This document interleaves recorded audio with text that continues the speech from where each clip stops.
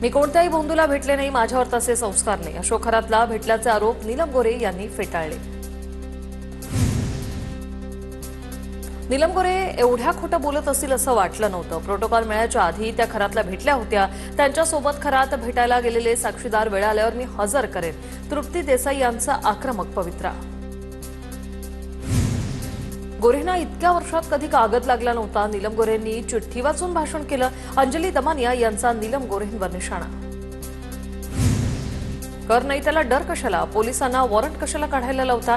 चाकणकरांनी SIT चौकशीला घाबरू नये. बजावलेल्या समन्सला गैरहजर राहिल्याने विकास लवांडे यांची रुपाली चाकणकरांवर टीका. अनेक बडे अधिकारी खरातचे भक्त होते. भोंदू अशोक खरात मुली पुरवत होता. विजय वडेट्टीवारांचा आरोप. तर अशोक खरातसह संबंधित अधिकाऱ्यांची नार्को टेस्ट करा, वडेट्टीवारांची मागणी. छत्रपती शिवरायांच्या शिक्षेची पद्धत भोंदू खरातसाठी वापरावी. खरातला महाराष्ट्रातील सर्वात उंच इमारतीवरून ढकलून दिलं पाहिजे, आमदार अभिजित पाटील यांची मागणी. भोंदू अशोक खरातने त्यांच्याकडे येणाऱ्या भक्तांना चिंचोके सदृश बिया दिल्याचा फोटो आला समोर. भोंदूने हजारो लोकांना ही चिंचोके सदृश गोष्ट देऊन फसवलं. किरकोळ किमतीत मिळणाऱ्या या बिया भोंदू खरातने लाखो रुपयांना विकल्या. लेखक नामकरण आवारेच्या असामी नामकरण या पुस्तकावर सुषमा अंधारेंचा आक्षेप. 2012च्या असामी नामकरण पुस्तकाची खरातने प्रस्तावना लिहिली. आवारेच्या पुस्तकात खरातला ब्रह्मांडशास्त्र तज्ज्ञ आणि सिद्ध पुरुष अशी उपाधी. अमरावतीत खरात विरोधात अंधश्रद्धा निर्मूलन समितीचं आंदोलन. खरातने दैवी शक्ती सादर करावी, त्याला 80 लाख देऊन अंधश्रद्धा निर्मूलन समितीचे अशोक खरातला आव्हान. तुषार दोषींची चौकशी होईल, सत्य बाहेर येईल. तुषार दोषींना सक्तीच्या रजेवर पाठवल्याच्या आदेशावर जयकुमार गोरेंची प्रतिक्रिया. मित्रपक्षाला कोंडीत पकडण्याचा भाजपचा प्रयत्न सुरू. अजितदादांची पवारांसोबत चर्चा झाली. त्यांना दूरदृष्टी होती. भाजपचा मुखवटा फाडण्यासाठी एकत्र येण्याची इच्छा अजितदादांनी व्यक्त केली होती. राष्ट्रवादीचे प्रदेशाध्यक्ष शशिकांत शिंदेंची प्रतिक्रिया. एकनाथ खडसेंनी साखर कारखान्याच्या नावाखाली जमीन हडपली. बेरोजगारांना देशोधडीला लावणं हीच त्यांची वृत्ती. मुक्ताईनगरचे आमदार चंद्रकांत पाटलांचा खडसेंवर आरोप. राहुल गांधींच्या भारत जोडो यात्रेत अनेक नक्षलवादी संघटनेचे लोक दिसले. काँग्रेस पक्ष आणि त्यांचे नेते नक्षलवाद्यांसारखे बनलेत. लोकसभेत बोलताना केंद्रीय गृहमंत्री अमित शहांचा काँग्रेससह राहुल गांधींवर निशाणा. आसाममध्ये आज मुख्यमंत्री फडणवीसांच्या 2 ते 3 सभा पार पडणार आहेत. विधानसभा निवडणुकीसाठी मुख्यमंत्री देवेंद्र फडणवीस प्रचार करतील. आसामसोबतच पश्चिम बंगाल, केरळ राज्यात देखील टप्प्याटप्प्याने मुख्यमंत्र्यांचा प्रचार दौरा असेल. नंदुरबारच्या शहाद्यात गॅस एजन्सीच्या मनमानी कारभाराविरोधात शिंदेंची शिवसेना आक्रमक.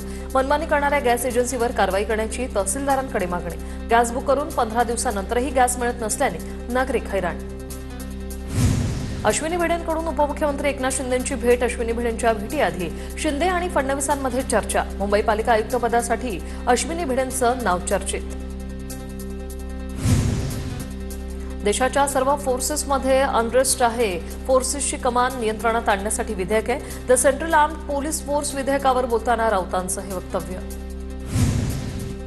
महापालिका बैठकीत ठाकरेंच्या शिवसेनेच्या नगरसेवकांचा अपमान झाल्याचा गटनेत्या किशोरी पेडणेकरांचा आरोप. पेडणेकरांच्या अम्या घुलेंवर आरोप. महापौरांनी बोलवलेल्या बैठकीत आम्हाला सहभागी होऊ दिला नाही, पेडणेकरांची प्रतिक्रिया. सोलापुरात शेतकऱ्याच्या बांधावर जात अमित ठाकरेंकडून नुकसानीची पाहणी. गारपीट आणि अवकाळी पावसामुळे मोहोळच्या पापरी गावात फळबागांचं मोठं नुकसान. अमित ठाकरेंकडून नुकसानीचा प्रश्न शासनाकडे मांडण्याचं आश्वासन. युरियाचा तुटवडा भासणार नाही, खतांच्या साठ्याबाबत केंद्र सरकारची स्पष्टोक्ती. 180 लाख मेट्रिक टन खतांचा साठा उपलब्ध असल्याची केंद्राची माहिती. अकोला नगरपालिकेच्या सभेत पत्रकारांना प्रवेश नाकारला. पालिकेच्या प्रवेशद्वारावर पत्रकारांकडून निषेध व्यक्त. पत्रकारांना अडवण्यासाठी पोलिसांचा मोठा बंदोबस्त तैनात. सोलापूर महानगरपालिकेच्या अर्थसंकल्पीय सभेत नगरसेवकांचा गोंधळ. शिंदेंच्या शिवसेनेचे गटनेते अमोल शिंदे आणि भाजप नगरसेवक प्रशांत पल्ली यांच्या शाब्दिक चकमक. अंदाजपत्रकावर अमोल शिंदे भाषण करत असताना भाजपचे नगरसेवक प्रशांत पल्ली मध्येच बोलल्याने वाद. आखाती देशात सुरू असलेल्या युद्धाचा रत्नागिरीमधील शेतीवर परिणाम. कोकणातल्या बागायती शेतीसाठी लागणाऱ्या साहित्याच्या किमतीत वाढ. मल्चिंग पेपर हे 25 ते 30% महाग. भारतीय रुपयाचा नवीन ऐतिहासिक नीचांक प्रथमच 95चा टप्पा ओलांडून 95.14 या विक्रमी नीचांकी पातळीवर घसरलाय. जालन्याच्या महिला बालविकास कार्यालयात लाडक्या बहिणींची गर्दी. ई-केवायसी मध्ये झालेल्या चुका दुरुस्त करण्यासाठी लाभार्थी महिलांनी रांगा लावल्या. चुकीची ई-केवायसी झाल्यामुळे अनेक महिला लाडकी बहीण योजनेच्या लाभापासून वंचित आहेत. आयपीएलमध्ये राजस्थान रॉयल्सचा चेन्नई सुपर किंग्सवर 8 विकेट्सने दणदणीत विजय. राजस्थान संघाच्या 15 वर्षाच्या वैभव सूर्यवंशीने सर्वांचं लक्ष वेधलं. वैभवचं 15 चेंडूत वादळी अर्धशतक. दिल्लीहून शिर्डीला जाणारं विमान सुरतला उतरलं. विमान अचानक रडारच्या सिग्नलवरून गायब झाल्याची माहिती. खराब हवामानामुळे विमान शिर्डी विमानतळावर उतरू शकलं नाही. वाशिमच्या मंगळुरपीर इथल्या महादेव संस्थानमध्ये आज बारस यात्रेनिमित्त भाविकांची मोठी गर्दी. अनेक वर्षांपासून सुरू असलेली शेंडीने गाडी ओढून नवस फेडण्याची परंपरा यंदाही उत्साहात पार पडली. नांदेड शहराला 24 तास पाणी पुरवठा करण्यासाठी योजनेचा शुभारंभ. कौठा परिसरातील रविनगरमधून योजनेचा शुभारंभ. या भागातील नागरिकांना 24 तास पाणी पुरवठा करण्यात येईल. कल्याण-शिळ मार्गावर पाईपलाईनच्या कामादरम्यान पोकलन थेट खड्ड्यात कोसळला. सुदैवानं मोठा अनर्थ टळला. धक्कादायक व्हिडिओ व्हायरल. संभाजीनगर शहरात पाकिस्तानी बनावटीच्या ब्युटी प्रोडक्टची सर्रास विक्री. मनसेच्या आरोपानंतर पोलिसांकडून तात्काळ कारवाई. पोलिसांकडून 3 दुकानदारांना अटक करत गुन्हा दाखल. बुलढाण्यात वादळी वाऱ्यासह अवकाळी पावसाची हजेरी. चिखलीसह अनेक भागात शेती पिकांचं नुकसान होण्याची भीती. नाशिकमध्ये अवकाळी पावसामुळे कांदा मका पिकाला फटका बसण्याची शक्यता. पावसामुळे पुण्याच्या चाकण कृषी उत्पन्न बाजार समितीमधील कांद्याचं नुकसान. अचानक आलेल्या पावसामुळे शेतकऱ्यांनी विक्रीसाठी आणलेला कांदा पाण्यात भिजला. बाजार समितीने पुरेशी व्यवस्था न केल्याचा शेतकऱ्यांकडून आरोप. जालना जिल्ह्यातल्या जाफराबाद तालुक्यात वादळी वाऱ्यासह अवकाळी पावसाची हजेरी. अवकाळी पावसामुळे शेतकऱ्यांच्या काढणीस आलेल्या पिकांचं मोठं नुकसान होण्याची शक्यता.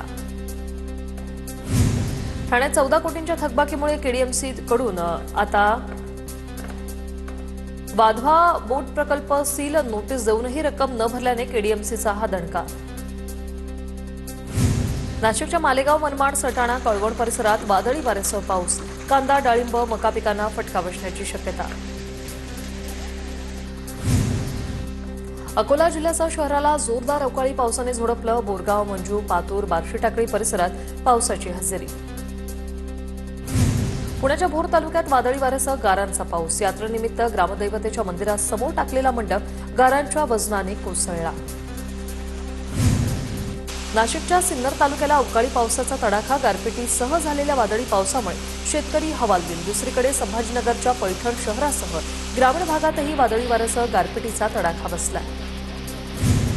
जालन्याच्या अंबड तालुक्यात वीज कोसळून 2 तरुणांचा मृत्यू. 1 जण गंभीर जखमी. मृत तरुण महाकाळा गावातील असल्याची माहिती. नाशिकच्या निफाड तालुक्यात गारपिटीसह अवकाळी पावसाची हजेरी. जळगाव फाटा, करंजगाव, कोठुरी यासह परिसरातील गावांना गारपिटीचा फटका. धुळ्याच्या साक्री पिंपळनेर तालुक्यासह कुसुंबा भागात वादळी वाऱ्यासह जोरदार पाऊस. अचानक झालेल्या गारपिटीमुळे नागरिकांची धावपळ. पुण्याच्या भोर तालुक्याला वादळी वाऱ्यासह गारांच्या पावसाने झोडपलं. अवकाळी पावसामुळे वडगाव-डाळ गावातील 7 घरांचं नुकसान. घरात पावसाचं पाणी शिरल्याने अन्न धान्य भिजल्याने मोठं नुकसान.